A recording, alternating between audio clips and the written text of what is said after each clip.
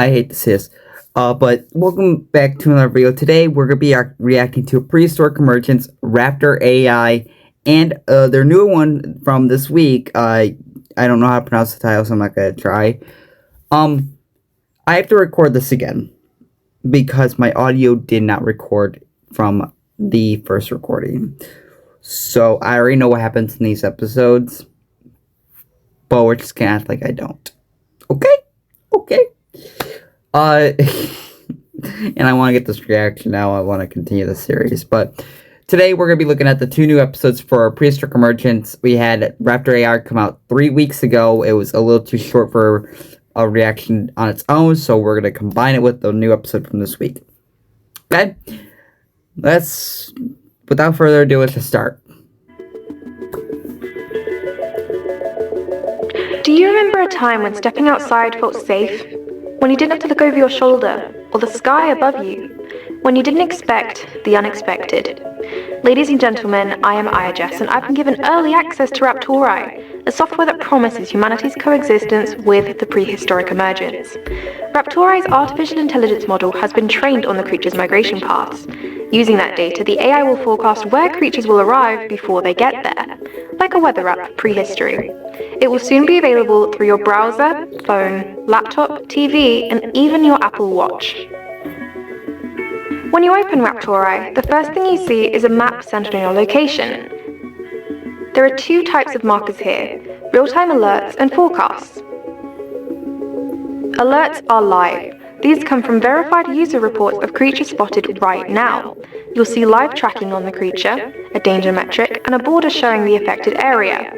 Forecasts are where the AI really kicks in. It's pulling from migration data and past reports to predict where creatures are headed before they arrive.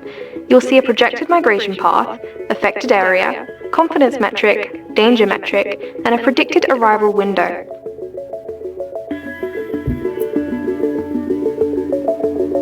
You can search and filter by species, so if I search for Elasmosaurus,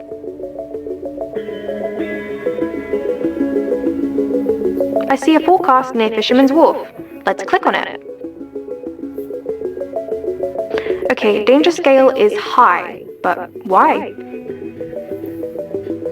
If I click this button, the AI breaks everything down for us.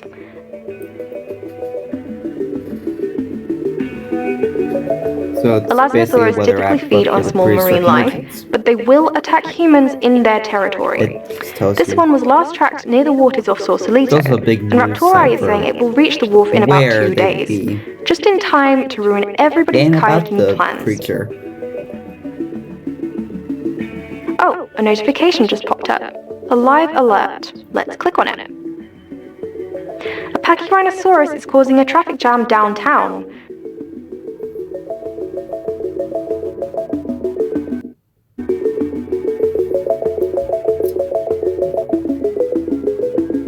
And now you know to leave extra early to make it to work on time. Makes sense. RaptorAI is crowdsourced. That means it will only get smarter as more people use it. If you encounter a creature and you're at a safe distance, reporting it could save a life. You don't even need to identify the species, just input as many details as you safely can, and the AI will aggregate multiple reports to predict what it is. Attaching a photo goes a long way in verifying your report and helping the AI with identification. But I need to say this clearly. If you see a prehistoric creature and your life is in danger, call the authorities. Do not risk approaching a creature to gather more details.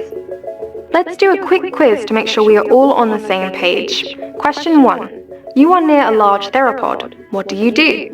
A. Call the authorities. B. Report the encounter to RaptorAI. Or C. Get closer to gather more details. A. The correct answer is A. Always. With a large theropod, you do not linger. You call the authorities immediately, and they will walk you through what to do. Never risk yourself to file a report. Question 2. You encounter a creature you do not recognize. It's small. Honestly, it's kind of cute. What do? A. Call the authorities. B. Report.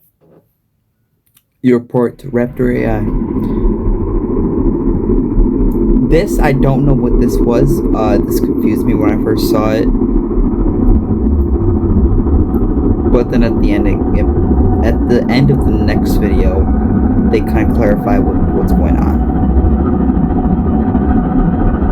So right here's the glitch in the system. This whole video is basically an ad for RaptorAI for the universe, because in the next episode they actually start using it to identify where the prehistoric emergences are and where they are heading.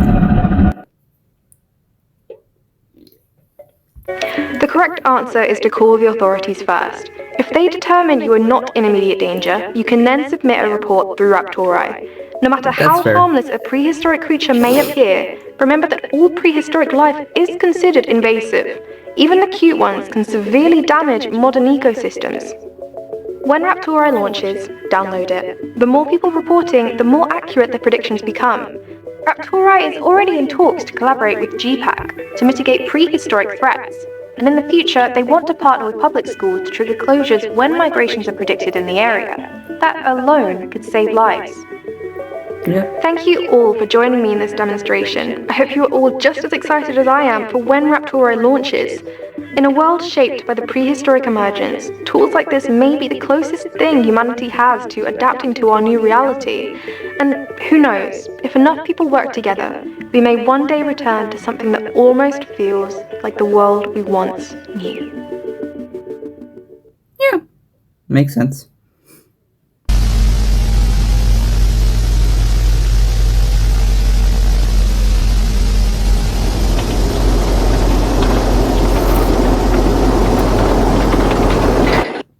Okay, so that was RaptorAI. Really, it's a really good, not start for the season, because we already had our start for the season about a month ago. But this was a good second episode, just to bring in a new thing that will be in future episodes, and this is basically an advertisement for RaptorAI. And it's going to help GPAC identify where prehistoric emergencies are heading, so people can be safe, and other people will know that too. So let's head into the next episode, which is which is the sorry, I was watching August the Duck earlier. Which is this one. The like I said, I don't want to pronounce it, but I gotta try at least once. Primordial Coratus. I think I got that a little bit right now. But this one released this week. This is episode 3 of season 3. It's a little bit of a long one, so it got me to do a reaction this week. But let's watch and see what happens. Totally, I know what happens. I totally don't know what happens. Sorry, I have to record this again. I do apologize. I wanted to be surprised, and I was with the first recording, but my audio wasn't captured. So.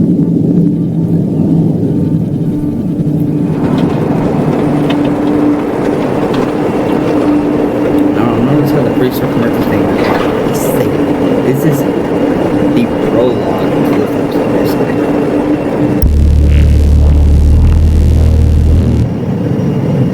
Irontail 3, distance to Long Beaks.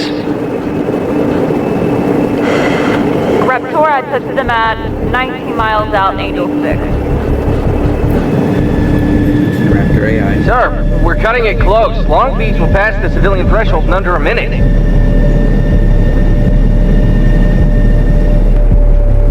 Beneath down there. Irontails, weapons hot.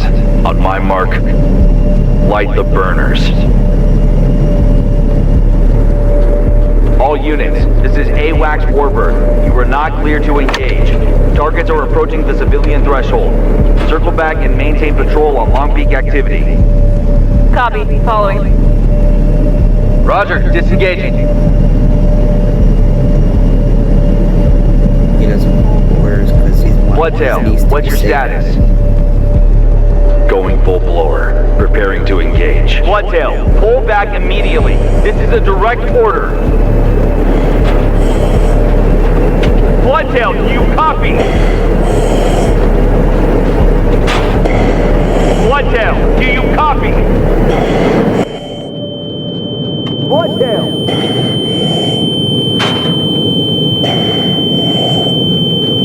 Bloodtail!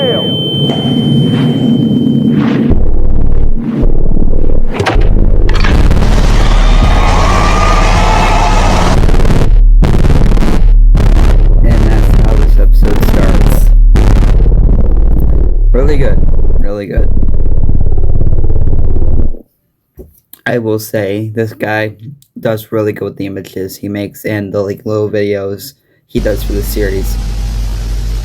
Really amazing. We are the Asian News Channel. It is our responsibility to keep you updated on all matters pertaining to the prehistoric emergence. Yep. The Asdarchidae, initially observed to be solitary hunters at the onset of their emergence, have since been confirmed to travel in flocks, a behavior first witnessed during the Hatzergopteryx migration to the U.S. East Coast. Recent developments indicate these flocks are forming progressively larger communities. Experts attribute this shift to what is known as defensive aggregation. This theory is strongly supported by GPAC's Air Division, the Anti-Pterosaur Air Force, or APAF. Formed shortly after the pterosaur's resurgence, the APAF are tasked with dispatching jet formations to intercept migrating Asdarchidae. While GPAC has classified official data regarding prehistoric population sizes, reliable sources estimate that APAFs neutralize an entire Asdarchidae flock every hour. Under current legislation, APAF pilots are permitted to engage targets only above unpopulated forestry or large bodies of water. However, yesterday, a single pilot intercepted a migrating flock as it approached Frankfurt, Germany. 3 Quetzalcoatlus carcasses fell into the city. One struck an unoccupied storefront, another collided with a traffic signal. A third landed on a civilian vehicle carrying a family of 4. Due to the severity of the impact, the identities of the victims have not yet been confirmed.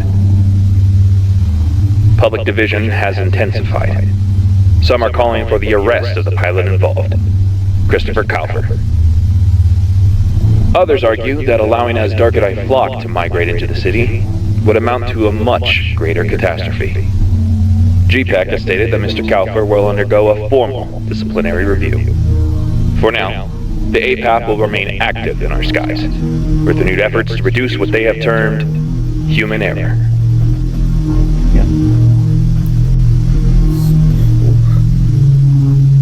Family of 4 just gone like Part of those renewed efforts appears to center around RaptorAI.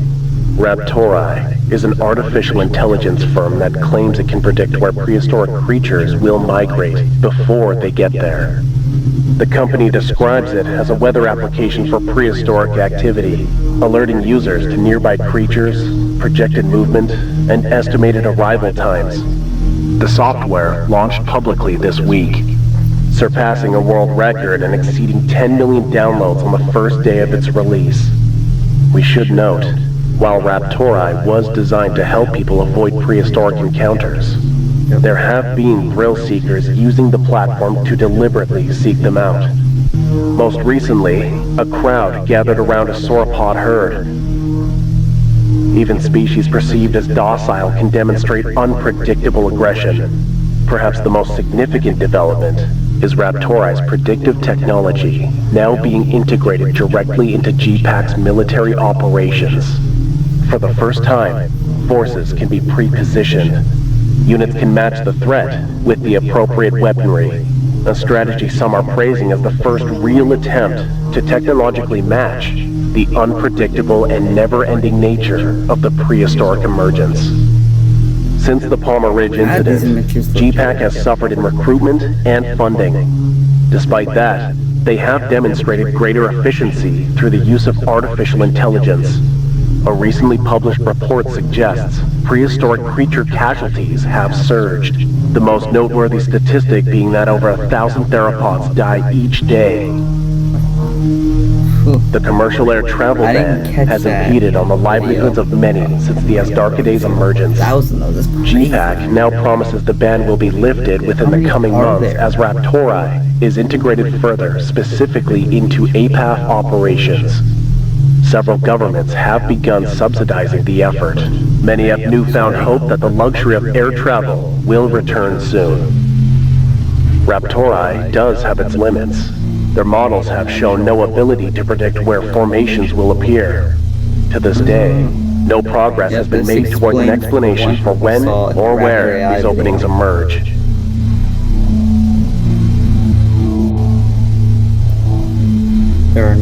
popping up, and We once can't again be bring you an identified update on with GPAC's RaptorAI, pesticide really. campaign across France. After devastating the Magnora population, GPAC has set their eyes on a new invasive species, the Compsognathus. These small theropods have been identified as a growing threat to poultry, domestic pets, and They're young little children. guys. In a recent I statement, don't think GPAC they're reported that friendly, the they're species little has guys. contributed to a 21% decline in agricultural output across affected regions, while also being linked to over 32,000 domestic pet attacks, nearly half of which were fatal. In response, GPAC has bolstered their pesticide campaign. A fleet of autonomous spraying drones has now been deployed across both rural and urban environments. Utilizing RaptorAI, these drones are capable of forecasting the Compsognathus's movement patterns and release the toxin ahead of the creature's arrival. The drones will not discriminate between public and private property. Under current legislation, any structure suspected of prehistoric movement is classified as an active infestation zone, legally permitting chemical deployment without prior notice. France is at a boiling point. The country finds itself split between those who have suffered from the prehistoric emergence and view the consequence of a chemical war as a necessary sacrifice, and those who refuse to accept it. The latter have been labeled prehistoric sympathizers.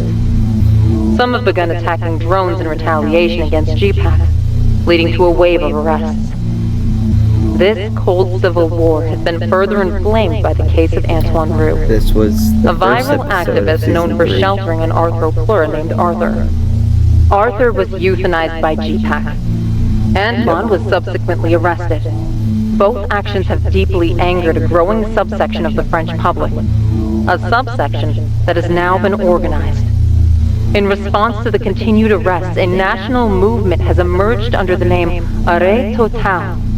Beginning Arrêt April Total? 7th, participants will refuse to That's work, it. buy, or engage in economic activity for 7 days.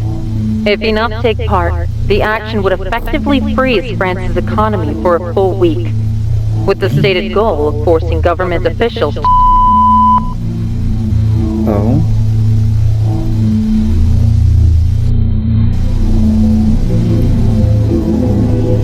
Deep pulls linked to blackouts in surrounding areas. And then lots falls in. That's a big ass hole. New research claims a formation emerges every 15 minutes, with total count surpassing 47,000. That is crazy. This is viewers. just We've holy. just received word that a $50,000 OOMPY bounty Jr. is now being returns. offered by GPAC for information leading to the location of OOMPY Jr. We are receiving new information as the story develops, but early reports suggest a zoonotic pathogen may have been spread from the Toronto Zoo to multiple regions around the world. Initial cases appear to involve several zookeepers who previously cared for the OOMPY family. Very little is currently known about the disease.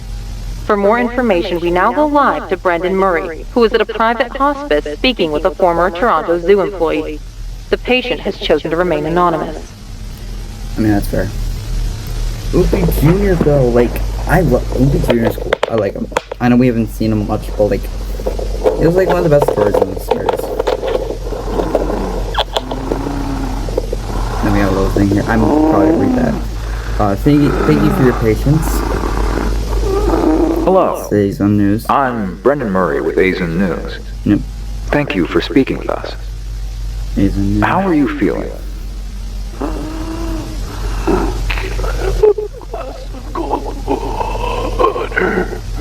Of course. 13 Toronto Zoo nurse. employees now hospitalized Somebody? because of this new disease. Thank you.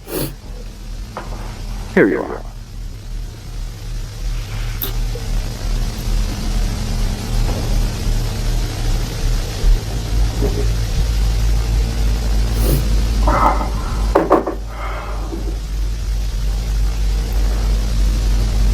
Can you describe your illness for us?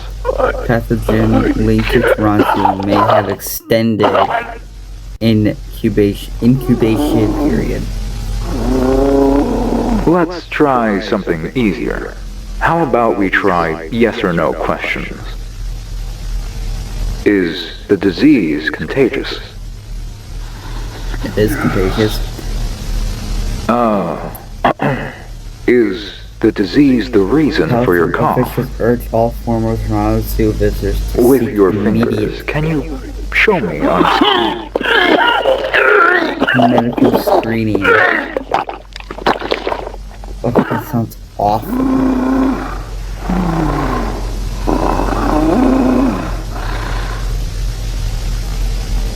Let's move on from that CPAC question. launches Is the disease nationwide affecting your manhunt for lungs? OOMPY Jr.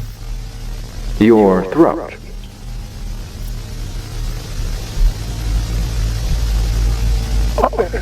I'm so tired. I can never sleep. It's been 70 hours. 3 days without sleep. I'm sorry to hear that. Can surgery cure the illness? Toronto Zoo gift shop merchandise recalled Was your disease contracted by one of the OOMPYs? as precautionary measures. Was your disease responsible for OOMPY's death? That was originally thought to be tuberculosis. I signed an NDA.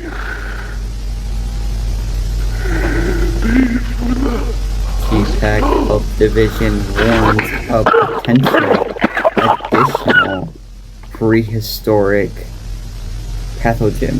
OOMPY is not OOMPY Jr.'s dad. This right here. Died from the same thing that lives here. Former zookeeper claims OOMPY had no biological Are former Toronto Zoo visitors relation at to risk? OOMPY Jr.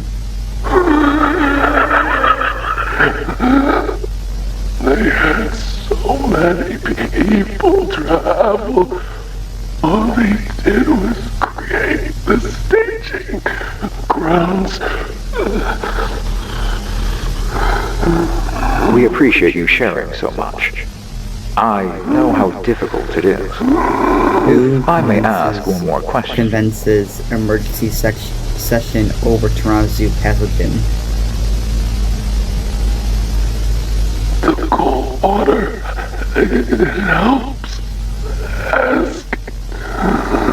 Why is there a bounty on OOMPY Jr.?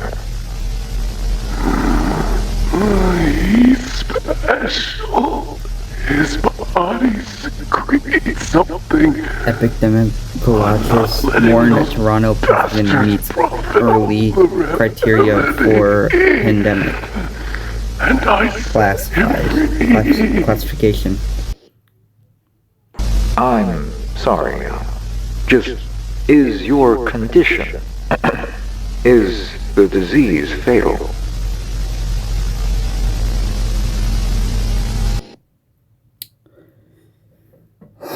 Okay. And that is the end of the recent episode of Prehistoric Emergence. Season 3 is off to a great start. We have more episodes coming, obviously, from what the creator said in his post. OOMPY Jr. is not OOMPY's son. They are not biologically connected. This new disease that has formed is killing, well, I don't know if it's killing yet, but it's sent 13 zookeepers into the hospital, and it's affecting their throats. And as the guy was saying, it cannot be cured at the moment because when he got surgery on it, it just grew back. The disease just grew back, and it's affecting his throat, so he can't speak very well. But, oh my god, this series is off to a new level of goodness. Congratulations to Azon Studios for this amazing series. Keep it going, and I'll keep reacting. I just love this series so much. I hope you guys enjoyed this video. Go check out Azon Studios, link in the description to their channel, and I'll see you guys in the next video, and bye.